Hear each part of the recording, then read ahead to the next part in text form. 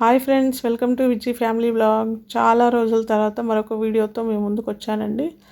అదే రీసెంట్గా మేము జూన్ 1 రోజు మా ఊరి గ్రామ దేవత అయిన పోషమ్మ తల్లికి బోనాలు చేశాము.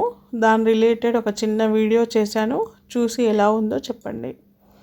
మామూలుగా అంతటా బోనాలు ఆషాఢ మాసంలో వస్తాయి కదా, మా ఊర్లో మాత్రం ఎవ్రీ ఇయర్ మే ఎండింగ్లో కానీ జూన్ స్టార్టింగ్లో కానీ చేస్తాము. అదే అండి రోహిణి కార్తె అంటారు కదా.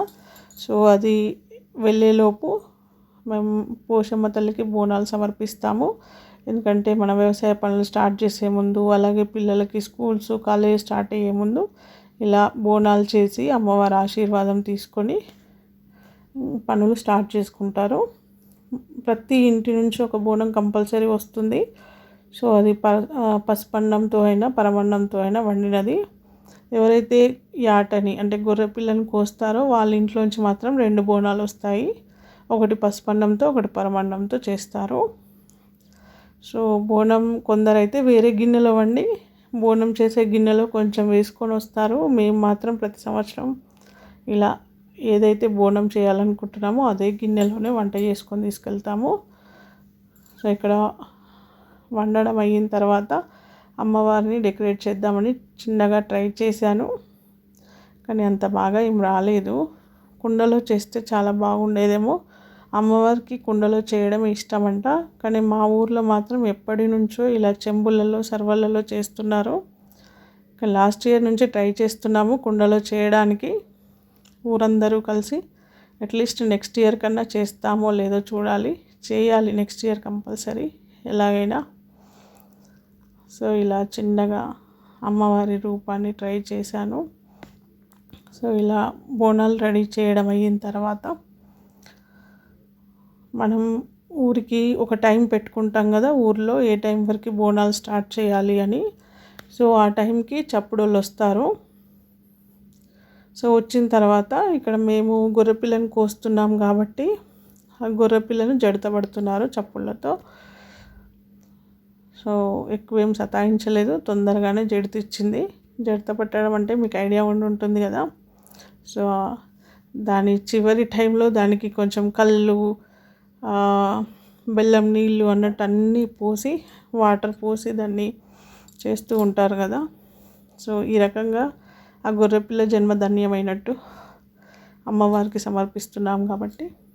సో ఇలా గొర్రెపిల్లల్ని జడితిచ్చిన తర్వాత అప్పుడు అదే చప్పుళ్ళతో బోనం ఎత్తుకొని వెళ్తాం అన్నమాట అమ్మవారి దగ్గరికి. ఇలా అందరూ ఒక్కొక్క ఇంటి దగ్గర నుంచి బోనాలన్నీ కలెక్ట్ చేసుకొని వస్తారు చప్పుడోళ్ళు. సో ఒక్కొక్క వాడకి కొందరు చప్పుడోళ్ళు వెళ్ళి బోనాలను తీసుకొని వస్తారు. సో ఇక్కడ మావి 2 బోనాలు అని చెప్పాను కదా.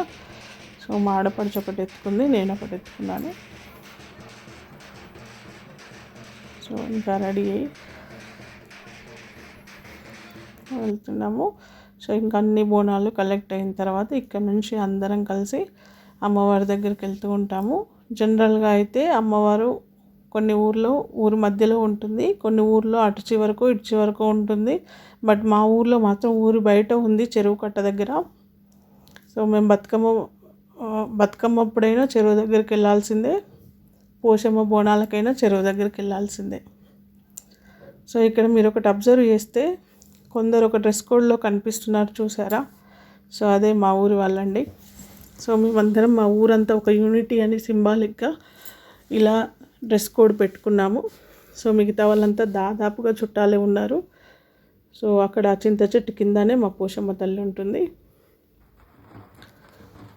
సో ఈసారి చుట్టాలు ఎక్కువ వచ్చారు. ఊరంతా కార్లు, పండ్లు వీటితోటే నిండిపోయి కలకల్లాడిపోతుంది ఊరు. అంతమంది వచ్చారు. సో జనరల్గా ఎప్పుడు మేము ఎర్లీగా చేయాలి అనుకుంటాము, 9 కల్లా స్టార్ట్ చేయాలి బోనాలు అనుకుంటాం, కానీ అస్సలు అవ్వట్లేదు. ప్రతి సంవత్సరం ట్రై చేస్తున్నాము ఒక 3-4 ఇయర్స్ నుంచి. బట్ 12 కానీ అసలు పోషమ్మ తల్లికి బోనం ఎక్కట్లేదు. ఆ అమ్మవారికి కూడా అంతే అంట, 12 కానీ బోనం ఎక్కదంట. అది నిజమేనేమో అనిపిస్తుంది, ఎందుకంటే మేము ఎంత ట్రై చేసినా కూడా అసలు ఆ టైంకి రావట్లేదు మేము. సో ఈ డ్రెస్ కోడ్ వాళ్ళంతా మా ఊరి వాళ్ళు. సో ఎండాకాలం కదా, కాళ్ళు కాలుతాయి అని చెప్పేసి సాక్స్లు వేసుకున్నారు. అవి చెప్పులు కాదు. సో ఇలా అమ్మవారి చుట్టూ ఒక 5 ప్రదక్షిణలు చేసిన తర్వాత బోనాన్ని దించి అమ్మవారిని డెకరేట్ చేస్తారు. సో అమ్మవారికి టెంపుల్ ఇష్టం లేదు అని ఒక ప్రచారం జరిగింది. అది నిజమో కాదో తెలియదు. సో అందుకే టెంపుల్ కట్టలేదు. బట్ కట్టాలని ట్రై చేస్తున్నారు. అమ్మవారు ఎప్పుడు కరుణిస్తారో అప్పుడు అమ్మవారికి టెంపుల్ అవుతుందిగా. ఇలా ఓపెన్గానే ఉంటుంది మా పోషమ్మ తల్లి. సో ఇలా ఒక 5 చుట్లు తిరిగిన తర్వాత బోనాలను దించుకొని అప్పుడు అమ్మవారిని అలంకరిస్తారు. పసుపు, కుంకుమ, పువ్వులు, మనం తెచ్చిన ప్రసాదాలు, బోనము, అమ్మవారికి పేలాలు ప్రసాదం కూడా పెడతారు. కళ్ళు తీసుకొస్తారు. సో ఇవన్నిటితో అమ్మవారి డెకరేషన్ చేస్తారు ఇటు సైడు. ఇంకొక పక్క ఆడ మేకలు గొర్రెలు, కోళ్ళు అవన్నీ కోస్తూ ఉంటారు. సో ఇలా అమ్మవారికి బోనాలన్నీ సమర్పించిన తర్వాత ఒడిబియ్యం పోసేవాళ్ళు, ఒడిబియ్యం తెచ్చిన వాళ్ళు ఒడిబియ్యం పోస్తూ ఉంటారు. సరే మేము కూడా ఒడిబియ్యం పోసాము. ఇలా పూజ అంతా అయిపోయిన తర్వాత అందరం కలిసి ఒక ఫోటో దిగాము. సో మా ఊరి వాళ్ళమందరము ఇక్కడ కనిపిస్తుంది మా గ్యాంగ్. ఇది మా ఫ్యామిలీ పిక్. సో ఇలా నాకు అందుబాటులో ఉన్న, నాకు దొరికిన కొన్ని ఫొటోస్, వీడియోస్తో ఈ వీడియో చేశాను. మీకు ఎలా అనిపించిందో కామెంట్ చేయండి. అలాగే మా డ్రెస్ కోడ్, మా శారీస్ ఎలా ఉన్నాయో చెప్పండి. మా పోషమ్మ బోనాలు ఎలా జరిగాయో కూడా ఒక కామెంట్ చేసి చెప్పండి.